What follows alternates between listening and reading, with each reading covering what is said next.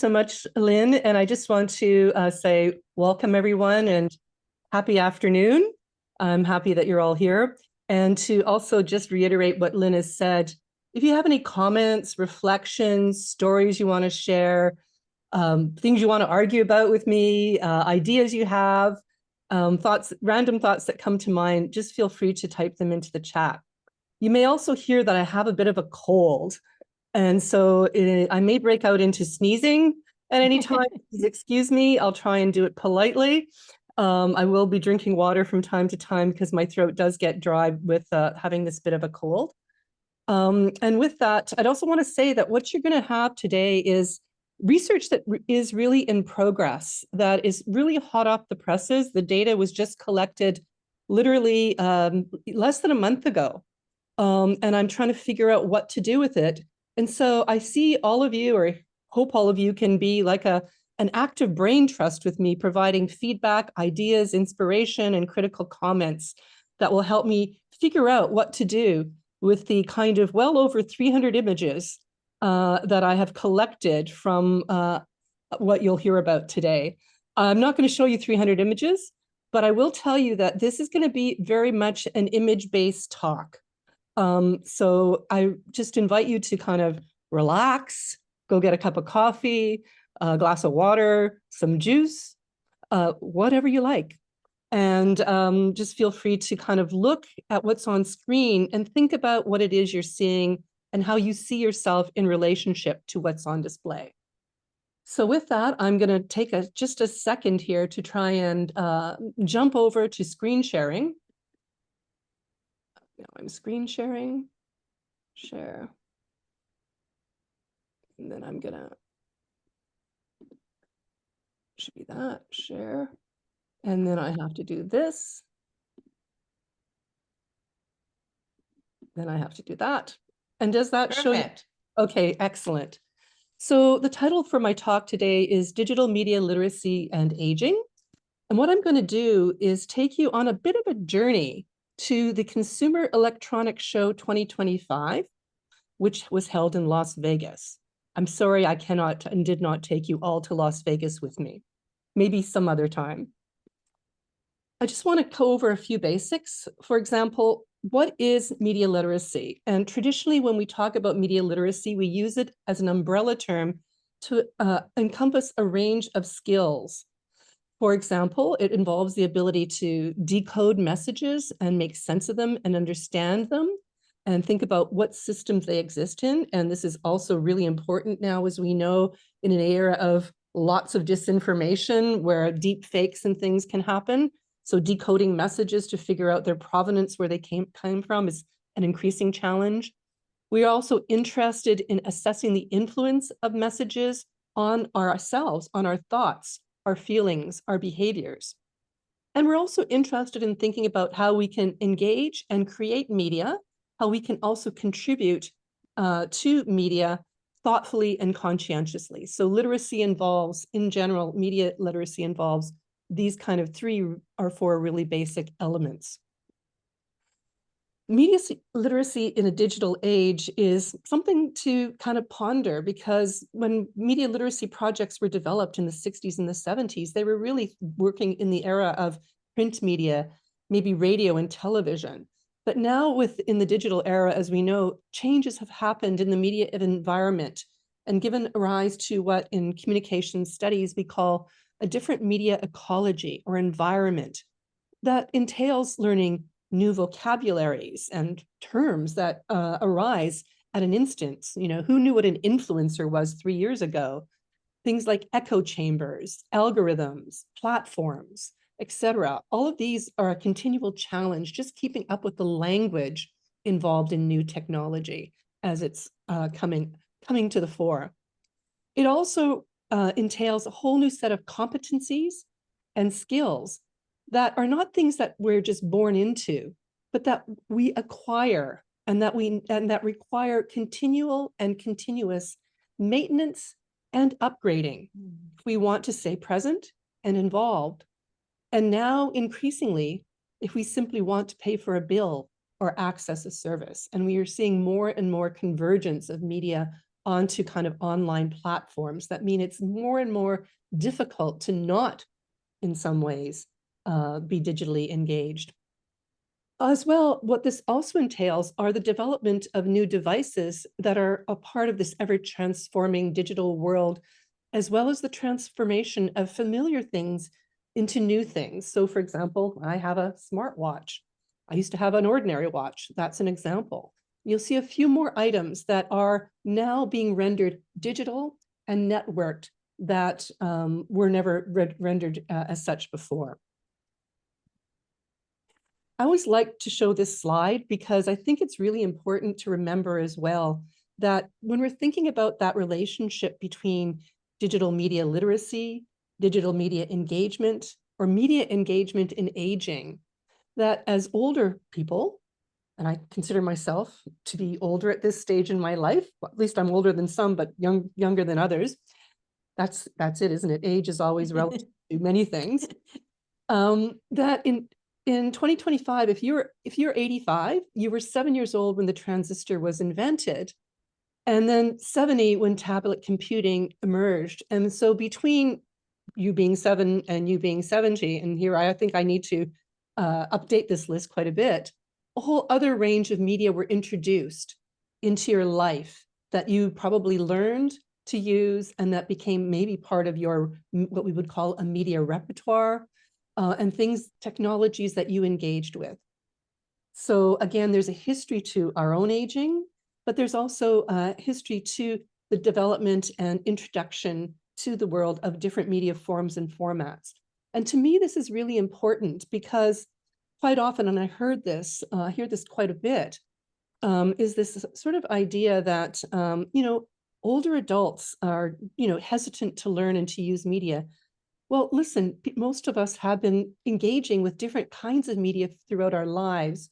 And at certain points, people make decisions or find themselves incapable of wanting to continue to continually upgrade or learn. And again, like I said, because of the convergence now into digital platforms of actually almost everything, it would seem, it becomes more and more difficult to opt out. And things that were part of our past are being brought into these kind of new media platforms. What's next? So rather than talking about the past, what I want to do today is talk about things that are on the horizon and the implications of what is being developed now and on the horizon in terms of thinking about what digital media is and how our everyday lives are now being imagined by tech developers, companies, startups, and countries, all of whom take part in this really wacky event that I've now been to twice called CES, or the Consumer Electronics Show Las Vegas, which is an annual trade show, and it's one of the largest trade shows in the world. So it had 141,000 attendees, 4,500 exhibitions, and over 6,000 global media content creators and industry analysts. And I snuck in as Kim Sawchuk, industry analyst, and got a card and got to attend for free. And so actually I'm fulfilling my mandate as a media analyst or an industry analyst by giving this public talk. So once again, thank you to the Atwater Library. CES says things like they're going to showcase the power of technology for a brighter future. And this language of the future is embedded everywhere in the displays here. And also what often happens is that you can see phrases on the screen like, don't be left in the past as we shape the future. So there's this idea that you want to guard against being stuck in the past, that the past is not a good thing, and that we want to be future oriented and be embracing what is innovative and new. And I want to say that there's a lot of really good items and devices that are really helpful that are put on display at CES. For example, one that I picked out is this Wisp, an AI-powered phone calling app that if you have a problem vocalizing, it transforms your voice when you speak into it into something that would have resembled your real voice. How they do this and how they know what your real voice would have sounded like, I don't know. There's probably a lot of adjustments, but this was showcased in 2024 and is actually available online as an app now. So again, I'm going to be presenting a lot of what I've seen, but I don't want you to think that everything that I'm showing you is something that I'm necessarily saying it's good or it's bad. I'm not here to judge it at this moment in time. I'm here to understand what it means in terms of how we relate together.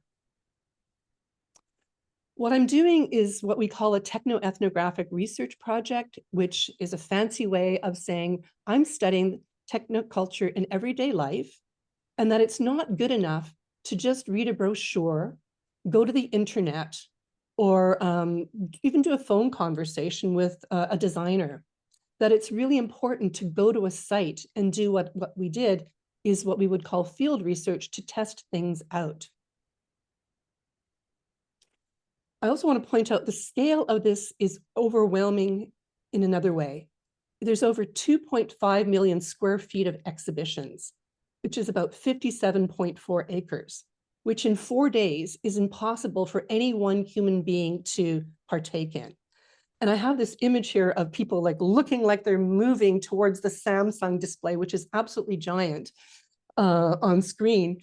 And what I didn't take a photo of, which I wish I had, was on day 4, outside of this room, all of the exhausted people lined up with their backs to the wall, barely able to move because they've been running through all of these exhibits, overwhelmed by lights. And one thing you don't get, because this is a visual presentation with photographs, is there's sound that's blasting, especially in this large kind of hall where Nikon is, Panasonic is, LG is, all the major corporations that also do appliances for the home are. So we did 4 days of walking, observing, talking, and note-taking. We debriefed as a team daily. I took over 300 photographs. I haven't even seen the photographs that my other members of my team did. I collected pamphlets and what I would call swag, freebies that people gave out. And since then, I've been giving this talk, I've been doing research on some of the companies that I ran into. I just want to do a shout out to Stephen Katz, Constance Lafontaine, and unfortunately, Dr. Dalmer got COVID the day before she was supposed to join us. So she was there in spirit, but couldn't join us in real time. And now what I'm doing is I'm organizing and analyzing all of these bits of research data that have been collected, and that's what I'm presenting to you today. So this is not the most refined research talk I've done, but I'm hoping that's okay.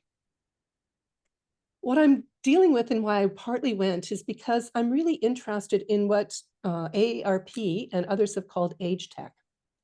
And also I've been looking for many years at the way that what we call age scripts are developed.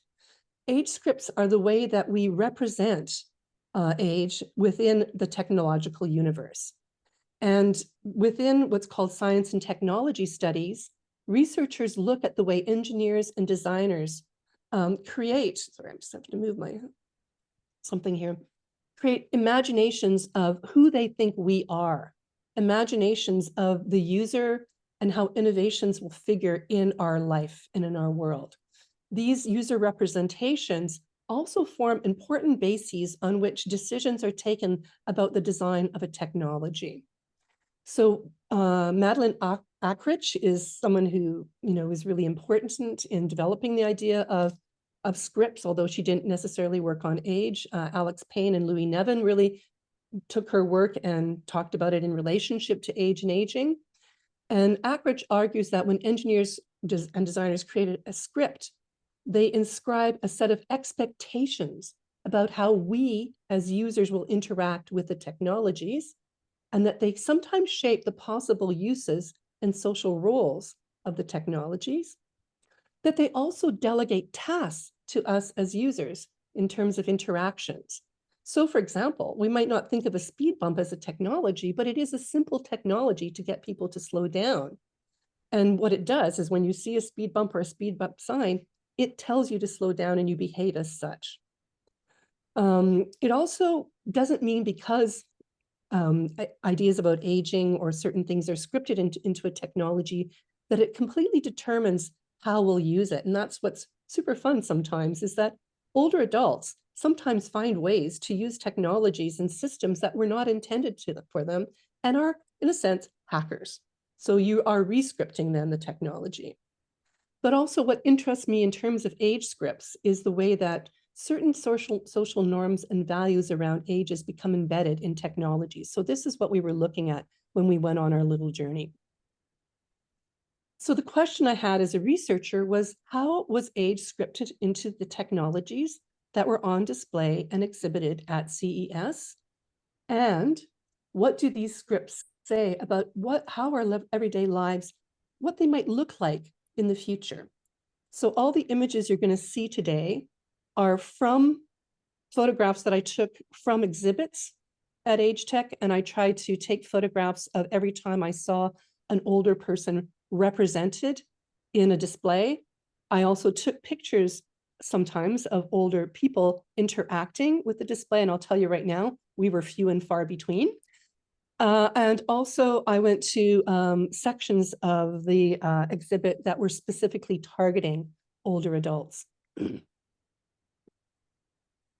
Particularly important was something that the Association of Retired People, the American Association of Retired People, and 4 or 5 years ago when I went just before COVID, they had a very small display of devices and technologies that they said were for retired people and older folks.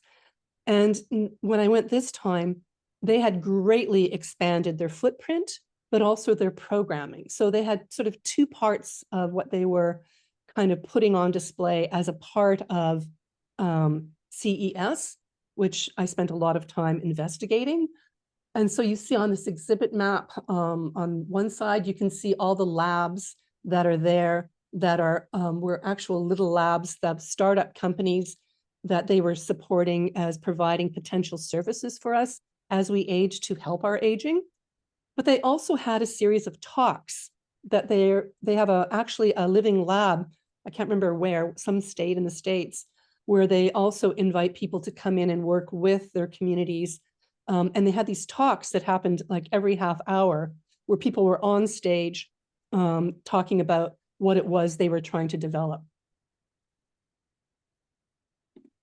So just to go back to the idea of age scripts, and one of the items that I saw to give you another idea of what this means and what is seen as potentially beneficial, I'm also going to try and focus as much as possible on any companies that identified themselves as either from Canada or Quebec.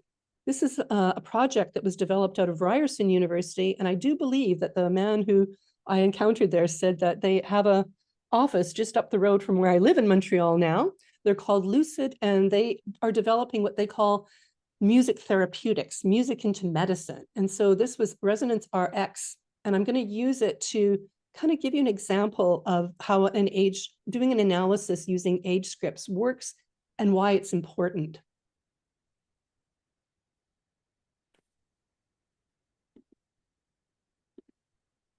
So Resonance RX. So again, what you see is there's the brochure of someone using the app on a little tablet. There is Constance, one of my colleagues, sitting strapped into a chair in front of a tablet on a thing. And there's an example of the screen that you interact with. And there's one of the men and they're mostly men, young men, who work explaining things to us, explaining to a doctor the science and trying to sell this app to them, because actually in the United States, an app like this is covered under some healthcare packages. But what was interesting about Resonance RX is there was kind of a big difference between what was in the brochure and what we kind of experienced when we tried to use it. We were sat in a chair, you sit in front of a tablet, and you're given choices about things that they're ask you questions. Are you male or female? They ask you to choose what kind of background noise you would like to have, or that you may have experienced and that it can filter out. It lets you adjust noise balances, and it lets you also do things like adjust for hearing loss. So all of these are really, really fine attributes. And then it gives you a sort of series of options like, what genre of music do you like? And then it asks you questions about what era of music do you like your genre of music to come from? So that's where this became kind of surprising, because what I realized and what Constance pointed out to me was that this app did not include music beyond 1980. And when we asked why, they said it's because older people like music from these eras, as if being older means that you don't listen to contemporary music. So this is an example of how ideas and expectations and assumptions about age and aging and appropriate age behavior get embedded in very subtle ways in technologies that are not intended to be ageist. And certainly if I pointed this out, but I will write him. And we did argue. We had found ourselves arguing a couple of times with people who were doing this about what older people do or don't do. It's funny because they directly say to your face, as if they know better than you what it is you will like. The other thing that was interesting is that I realized that this was an app that you had to sort of sit in front of in a chair, and that you were invited to do things like wiggle to show that you were enjoying the music or not. Whereas when I listen to music, I like to sometimes like move my body around, or I like to wash the dishes, etc. So the idea of like being stationary in front of an app was weird. But also what I didn't realize at first, but what was important is this is also a data gathering app that is actually using the camera in the app to do an analysis of your face and your facial expressions. And so it's also then detecting whether you're happy or sad listening to the music. And then it's going to tell your caregiver, apparently, whether you liked it or not. My hack was to not make any facial expressions whatsoever, so that it wouldn't be able to detect what my responses were to the music. So there's kind of also assumptions about how we express emotions and the proper way to experience music that become embedded into these technologies. And I just thought this was a good example of how age scripts kind of function. What we also noticed was that it's not only ideas about what it means to be older that can be embedded in these technologies, but what it means to go through what we would call in gerontology or social gerontology, the life course. So one of the technologies that was prominent, this time around, that was less prominent 5 years ago when I went for the first time, were wearables. And so what we have here is from a company called Myant Care that is using clothing to be able to take readings of your biological outputs. For example, your temperature, your heart rate, maybe even your sweat, all kinds of ways of being able to use the technology as a kind of like living thermometer, but much more complex than that, to be able to continually monitor how you're feeling and whether or not there's any symptoms you have that could be dangerous to you. But the promise here is that it goes from early life, from when you're in the crib, to late life. So you see the late there, where you see someone who's had a fall, and sort of fall detection potentially built into this. So wearables was another really important kind of tech development that's related to the digital world, but is not screen-based, but still is sensor-based, and really seen as something that is going to be on the horizon, because, as they say, to be connected is to be protected. So in scripting the life course, what we also saw were things like not just smartwatches, but a new development. And again, I had a conversation with a man from Montreal who's involved with this company, the smart ring, where he told me that it's now more common for people when they get married, instead of giving regular wedding bands, to give each other a smart ring that measures your blood pressure and your sleep patterns, may tell you if you have sleep apnea, if you sleep with somebody who snores, maybe this is a good thing and you want one of these, maybe an anniversary present for someone, I don't know. But what we're seeing here is the transformation of objects that we know that have symbolic significance and meaning for us into kind of being part of this kind of new digital world. And it means that this company, I also thought the name was quite interesting, Ultrahuman. And again, what you'll see here is that maybe a bit too small. You'll notice the text AI powered kind of everywhere. And this is also extremely significant. What I don't have here is that there were a lot of, the one place you did tend to see women, although they didn't have gray hair, are what are called in in sexist terms, by some members of the industry, booth babes. In this case, they had a woman dressed up in silver who had sort of neon lighting following the contours of her breasts. And she was the android human who was there selling the ultrahuman for the company Ultrahuman, this technology. So there's a lot of very odd things that you encounter here. One of the important dimensions of this is not just the idea that you're going to be now digitally connected, not just because through things like a laptop, a cell phone, or a smartwatch or a tablet, but that your entire home itself is going to become digitally connected. So again, one of the other key tropes related to age and aging was trying to predict how care may change and what kinds of care could be technologized. So there were a lot of displays, particularly by Samsung, it would seem, where family care was seen to be powered by smart things. So the Ring would be seen as a smart thing. But everything in the home was considered to be a smart thing by Samsung, from your laundry to your bed to your pet. You could actually create an avatar of your pet, to your fridge. So here's just an example of that. Again, it's this idea that as you age, you're vulnerable and you're in need of protection, and that there's going to be activity detections that'll notify someone in your family if a fall happens. And again, having a parent who's older than myself living in another city, we did give her an Apple Watch because it comes with the fall detection capabilities with it. But we also realized that at night, she really doesn't not like to wear it. And that's when she charges it. And so even if she was going to, when you're probably the most vulnerable to falls, I'm not sure how useful this would be anyway. But again, this idea is they're also selling peace of mind to family members who are wanting to be connected by a myriad of objects that are part of the everyday home life. So the home is being transformed in the vision of these tech companies into the AI-driven smart home, replete with smart things.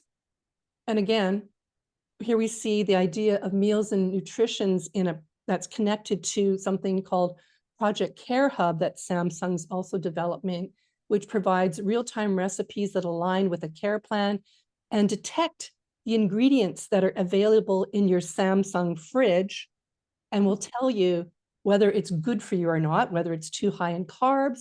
If you can afford a fancy fridge that maybe also has the ability for you to grow things in it, it'll give you recipes that'll appear on the fridge, but it's completely interconnected in this kind of vision of the future. That it also asks you to log in your meals with Samsung View Food and to view integrated nutrition statistics to see how you're progressing to your food and dietary goals. So there's this idea that all of the things that are in our home are things that are going to be able to both assist us in meeting particular types of goals if we have them, but they're also going to be part of a system that's constantly monitoring all aspects of our lives. So care in terms of age and aging, which is a huge topic here and elsewhere for us as older people, but also for everyone, actually. There's this idea of connected care as a kind of language that was prominent and on display. But what does this mean? One of the interesting apps that was put out was something called Umi by Panasonic, which they called a coach for family wellness, which again, you'd have to subscribe to. But you can see there's these kind of little family members here who would talk together. But also there's mom in the background here who's being told by the daughter that she's saying like, I want to do physical activity, but I don't have a gym nearby. What can you do? Oh, mom, you don't need to go to a gym anymore. What do you need those activities anyway? Do something that's low impact. If you're also having psychological help, the app will also connect you to psychological services so that you can do a consultation. So again, we see this idea of connectivity and care being something connected to applications that'll be on a smartphone or a tablet that are meant to bring families together.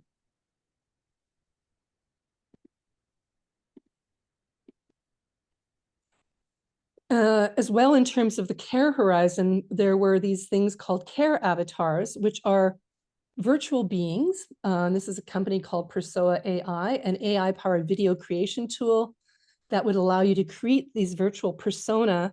And one of the use case studies was entertainment for seniors as a potential use case study.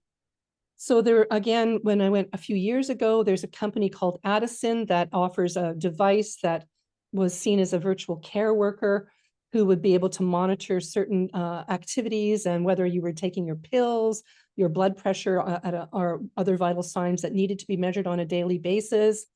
It wasn't a real person, it was an avatar. But this is a further way of customizing avatars for different cultures, different languages, and different activities that are now seen as potential beings that you would interact with, who would provide you with advice, but also provide you with, say, physical exercise and activities. If you're in a care home, appear on a screen and lead, for example, a dance class. And they're called care avatars. But one of the major developments and trends that I think is really important to touch on that was firmly on display was digital biomarkers, which are ways that are measure psychological, behavioral, or physical parameters that are collected using digital health technologies such as smartphones through your microphone, your camera, and your touchscreen. As this company, HAII, a digital biomarker company, says, why they're needed is because they can provide you with assessments of your health conditions at any time. They might provide early detections and interventions, and that they might provide objective and so-called quantitative assessments if you can't get to a nurse or a doctor. And so what they're kind of doing here is bypassing that kind of relationship you might have with a medical practitioner and allowing you to monitor and take assessments of your own physical health and well-being in a variety of different ways, some of which I'll show you now. For example, Eli is another Montreal-based company that allows you to test your hormones, but also your cortisol levels to figure out whether you're overstressed, and then may offer you advice on what to do if you are. Vivo is a little pee stick that you pee on, and it's connected. Then you take a photo of what appears on that stick using your smartphone, and it immediately tells you what your calcium or magnesium levels are, and whether you should or whether it will tell you if you're dehydrated and to go get a glass of water, and give you recommendations about what other nutrition things that you might be able to do to enhance your well-being. So there's the developments. Again, you can see the impact and influence of kind of, I think, COVID testing at home has had on the kind of exploration of this aspect of the kind of market that involves physical devices connected to your ordinary digital device, your smartphone, that's connected to an app, that's connected to a company that's doing fast diagnosis, giving you that information back to you.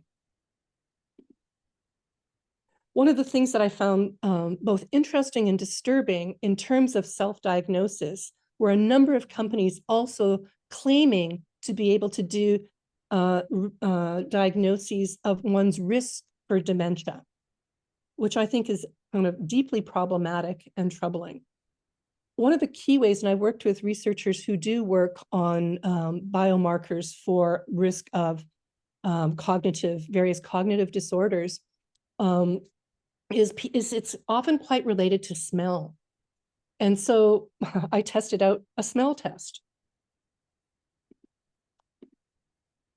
So this is a technology you could have that's purported that would be placed in a nursing home, for example, or a seniors residence, and that you see an older person who would be given an odor identification test, and you're asked that 4 things are shown, and this little sprayer sprays up a smell, and then you're asked to identify what the smell is, and then it gives you a result. And that was my test result. I scored 75%.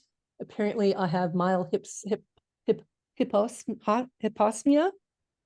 So I'm okay, but I think it's quite interesting because some of the items that might be giving you the diagnosis are extremely culturally specific. For example, some people might not know what kimchi smells like, for example. I also found that things like coffee, I failed at, which is ridiculous to me because I'm a coffee lover. But the coffee that was sprayed out, which is an artificial odor, did not taste like coffee to me. But I think this raises all kinds of interesting ethical dilemmas. What do you do next if you're someone who takes this test and you're told you're suddenly at risk? We also know that post-COVID, that a lot of people have damaged olfactory parts of their systems and their nerves because of COVID, that it can be affected by other things such as a cold. So again, dementia is something that people, we need to take seriously, but suddenly we're being asked to kind of monitor ourselves in all of these different ways to assess our state of health on a continual and ongoing basis. Another promise in terms of sort of digital technologies are mirrors that give you whole body scans. This one called Omnia that's in development by a group called Withing, who does digital scales now. This is a face cardio mirror that also will talk to you about your health heart. And here's one face heart that is on your cell phone that will give you a whole range of statistics from your heart rate to your blood pressure to oxygen saturation to respiration rate, to stress, to arterial fibrillation. And there's also this promise that these technologies that are doing scans can be transformed into what are called virtual twins, which would take the signs and readings they have of my body and create a second, Kim's heart, for example, that could potentially live in somewhere in a database that perhaps my physician or my caregiver might have on hand somewhere, that if something goes wrong, they can do they would have a deeper knowledge of my condition at a particular point. So there's this kind of development of trying to create virtual avatars, not only for caregiving, but even of ourselves potentially as something to create new data of our very innermost bio beings. So, but what's not kind of talked about is that, so this digital future that is deeply connected to our embodiment and to our aging bodies is being imagined for everyone from the beginning of our lives to the end of our lives, including older adults.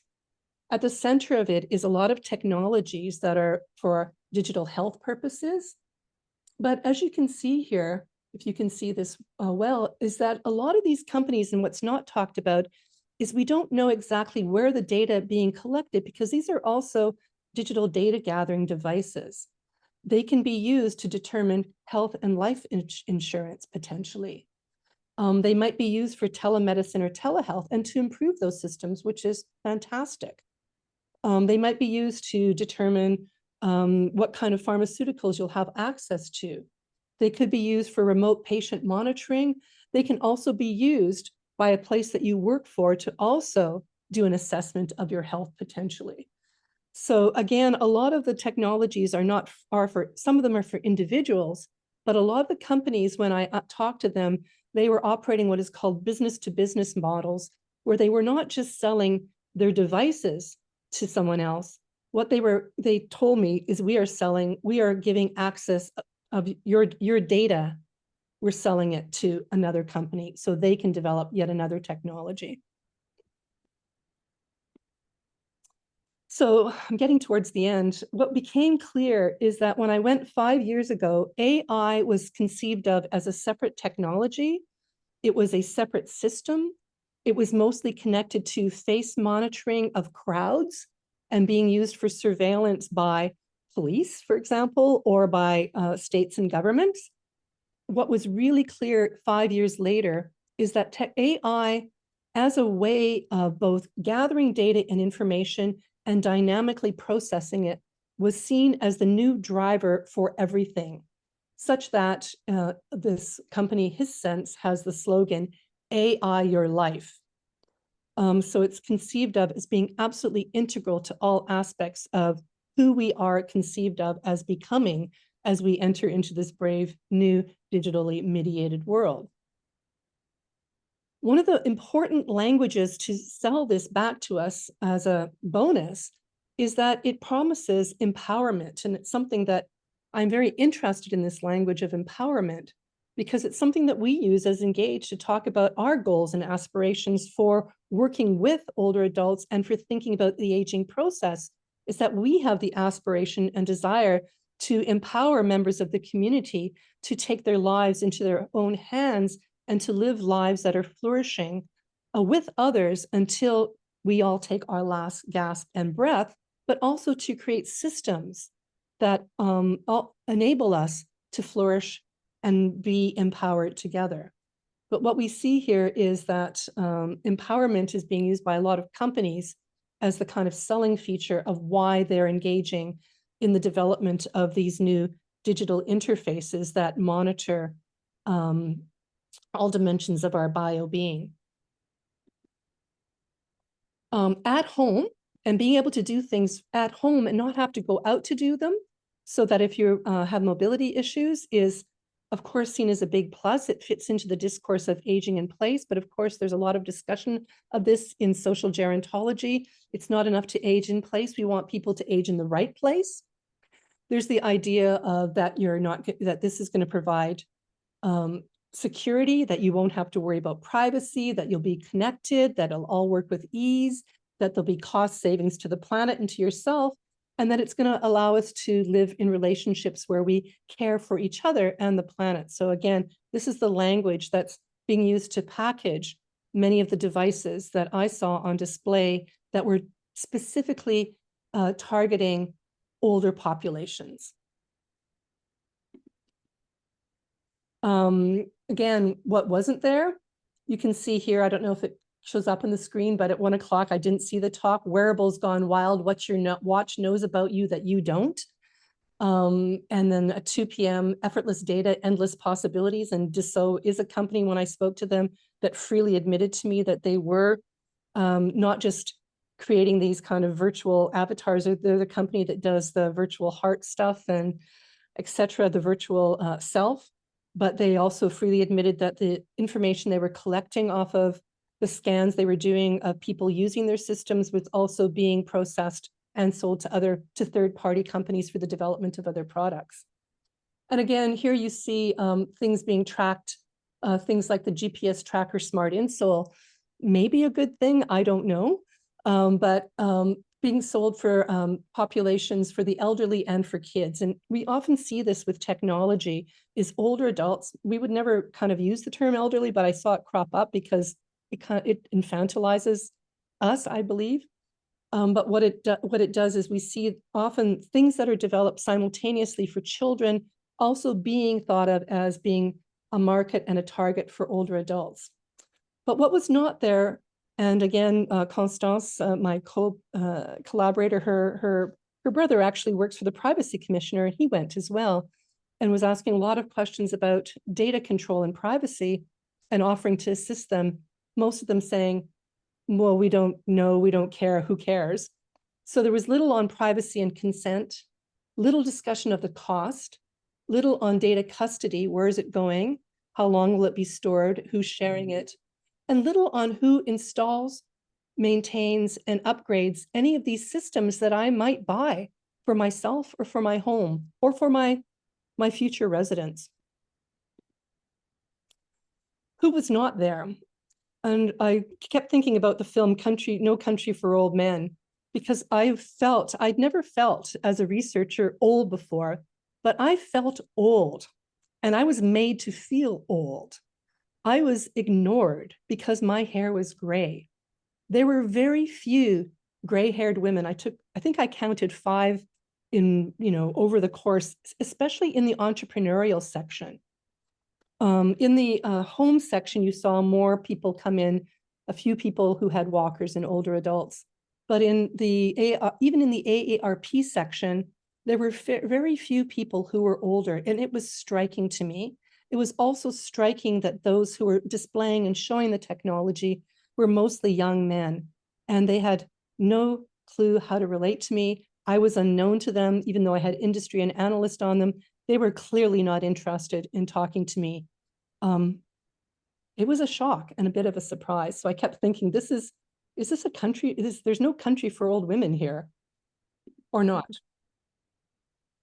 So just in conclusion, a few preliminary observations on the ways that age I felt was scripted into what I observed. And again, I have a lot more images and photos, more devices I could have shown, but I'm limiting this to, a talk that's manageable. 40 minutes, I'm almost done. That CES imagines aging as a lifelong process of digitally dynamic connection and data gathering from cradle to grave, with AI as a key integrated meta technology. Age and aging are connected largely to the perpetual monitoring of health and will lead to the transformation of relations of care and to new devices and everyday things, from the smartphone to clothing to rings to mirrors, which all become new interfaces to forms of remote monitoring and connections, and what we might call the development of telecare, caring at a distance. There is increasingly not only the quantification of aging, as researchers call it, where there's numbers or statistics being gathered on us as we age, but we're thinking of as the datafication of life. That is, that we're data bodies that are generating information and that are being collected by people interested in our biomarkers for research purposes, for insurance purposes, for a whole host of reasons that it's up to me as a researcher to now go back and figure out what the heck's going on.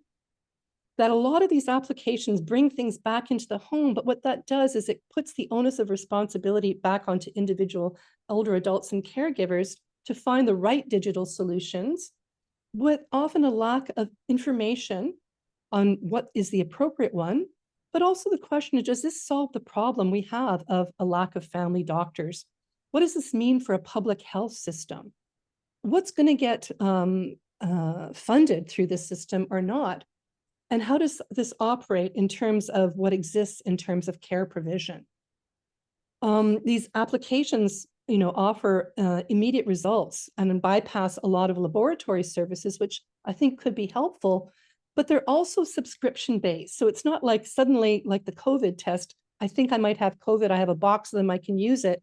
Most of them are based on the idea that you have to buy into this for a year, a month, 2 months, so that you're bound into paying $8.99, $9.99, and sometimes you don't even know how much per month to be able to access this. So this is another huge issue in terms of affordability and how the benefits of these technologies may be distributed. How will these new digitally mediated devices transform everyday life in the future? What new literacies are needed to decode and to participate them in a way that will be helpful to us and truly empower us? Again, I go back to the work of Bishop and Juliana Jaque, who talk about most technologies or Geron technology projects are still focused more on ideas of innovation of digital artifacts rather than being embedded on research that takes into account and consults the experiences and practicalities of older people's life worlds, the worlds we live in, the environments we inhabit, and the relationships we want and desire. The problem for developing a literacy around these and figuring out, where's my data going? How can I use it effectively? Can I even operate one of these systems? Will I be bound into it for how long? Is it password controlled? Does it have all the kind of things that are part of the whole digital literacy competency we have to happen? Will I have to upgrade my cell phone? What kind of phone do I need? Is that many of the operations of these technologies are proprietary and black boxed, and they're very valuable to companies. And so they don't always tell you what you need to know to be able to decode them in a way that as a researcher, I'd like to know. So that makes the whole literacy challenge of understanding them and making decisions about their usefulness and utility a real challenge. Finally, what does this mean for digital media literacy?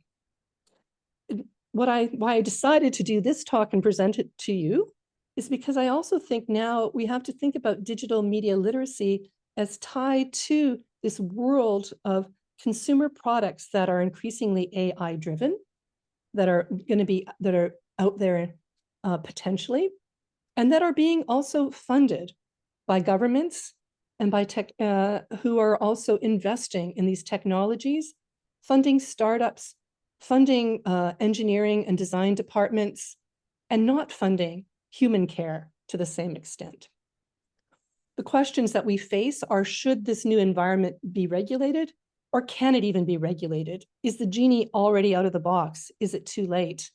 And these are questions that, again, researchers and policymakers have. And then these questions of, should it be funded, and where should public resources go? Should the hospital, the care systems, what are the right kinds of technologies that either we as individuals should invest in or government should invest in with our tax dollars? And I thought I would just share, this is your government tax dollars. This is the Quebec pavilion that I stumbled into, and you can see they're very busy at CES, sitting around on their smartphones, not really talking to anyone, but I guess enjoying a trip to Las Vegas. So thank you for listening. That's the end of my talk. And I have just questions for you, I suppose. What technologies or trends interested you that you saw here? So just take a few minutes and write down a few notes or thoughts. Is there any of them that you think would be useful for you in your lives? Would they be fun? What digital devices could you imagine using? What would you need to be able to use them that you have or don't have now? Or what are the obstacles that you can imagine you might encounter, that even if you thought that was nifty and helpful, might be one that would be of concern to you, or one that you experience? Which devices or services that you saw would you never use? And what changes or recommendations would you have to tech developers or to governments? So these are the questions that I pose to you. You're a brain trust. You have experience that are valuable, and often that are not listened to, but I think should be informing designers. And that as someone who works in a university at Engage, one of the things we're trying to do now is develop relationships to the engineering department and to our design department, so that they can understand, they don't just develop things that they think are good for us because they have an idea, but maybe that they work with us at the initial stages of development to find out what actually might be helpful and useful for us to live better lives as we age.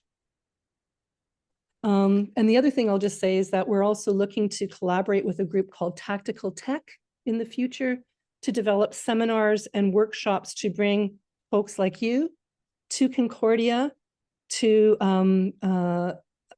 find ways to assist all of us in being able to navigate the ins and outs of these changes that are happening at a rapid pace in the current climate. So thank you very much, and time for some questions, thoughts, or reflections. Hey, actually, we're almost out of time, Kim. I can't thank you enough for this fascinating presentation, a big look at what's coming. Karen in the text used the adjective freaky for some of it, but startling. So such important information, such good questions. I'm guessing if others are like me, that we'll need some time to digest. I will send everyone who registered for this presentation Kim's slideshow and a link for a video. So you'll be able to watch this again and share it with your friends. My follow-up email will include a link to Kim's page on the Concordia University website in case anyone wants to reach out to her directly. And I will email Kim the whole text of the Zoom chat. People are obviously interested in more discussion of AI, and I'm hoping to line up a lunchtime series discussion of AI later this winter. Quickly, next week is February, and we'll be back in the Atwater Library's Adair Auditorium next Thursday, the 6th of February. Our lunchtime series guests are author Peter McFarlane with journalist Anne Lagasse Dowson. They'll be discussing Peter's book called Family Ties: How a Ukrainian Nazi and a Living Witness Link Canada to Ukraine Today. Promises to be really interesting. It will be hybrid, so everyone will be able to come in person, where Peter McFarlane and Anne Lagasse Dowson will be conversing. You'll also be able to tune in by Zoom. So we're back to hybrid as of next Thursday. Kim, do you have any parting words? No, I'm just reading, scrolling through the comments, and yeah, and I like that people are seeing what they could see as the potential benefits of some of the devices that may be helpful for checking things like heart rate. I know that that's one of the reasons I got a smartwatch, is because I started to be concerned about my stress levels and heart rates doing certain kinds of exercises. But yet, we also, but there's this question of like, how do we find the right balance between knowing that we're giving up our data or giving forth data, and what data do we want to kind of have shared with companies to maybe further research and development, but also feeling like people are actually making a lot of money off of us and charging us a lot of money for what it is that they're taking from us without giving so much back. So I think that's the other thing that is of interest. I think there's some really interesting comments here about, I agree. Anyone who designs these devices should consult with prospective users and clients. And again, that's one of the criticisms that we have, but actually our university systems and tech development has not traditionally been set up like that.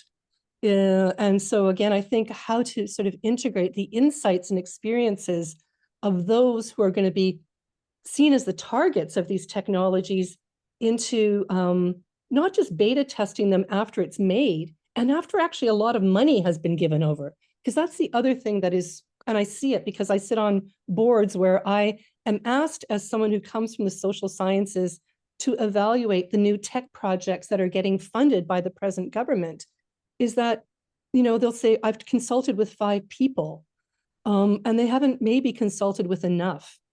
So I feel like there are ways that technologies definitely can benefit us, but that sometimes they're not thought of who we are.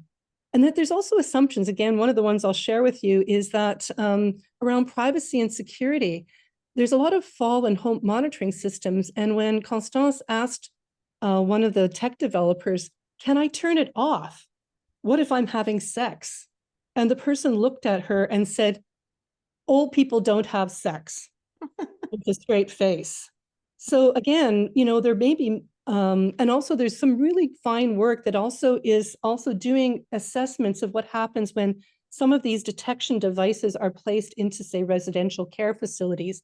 Well, who's going to be, it's nice to have the device, but what if no one's there to answer the call? There's also a lot of false signals that can create kind of a situation where the sensor's going off too often. And so people stop answering. And then when a real crisis or accident happens, that it's not answered. So again, people will developers will say, well, we just need time to finesse the system. But again, what researchers who've been looking at the implementation of these systems when they are developed, but often then bought and paid for with public tax money and maybe implemented, quite often they end up sitting in a corner. And so then the other question I have is that, is there also the need for a whole new class of people who are in existence, who don't exist yet in universities or elsewhere, who take on the dimension of doing what we call the digital care work? Because again, if I'm having a health crisis, and I've had some, the last thing I'm thinking about is how the heck do I get the Zoom thing to work? or Yeah. the team load upgrading, and I can't do my doctor's appointment because I don't even know my mom doesn't know what a PDF is.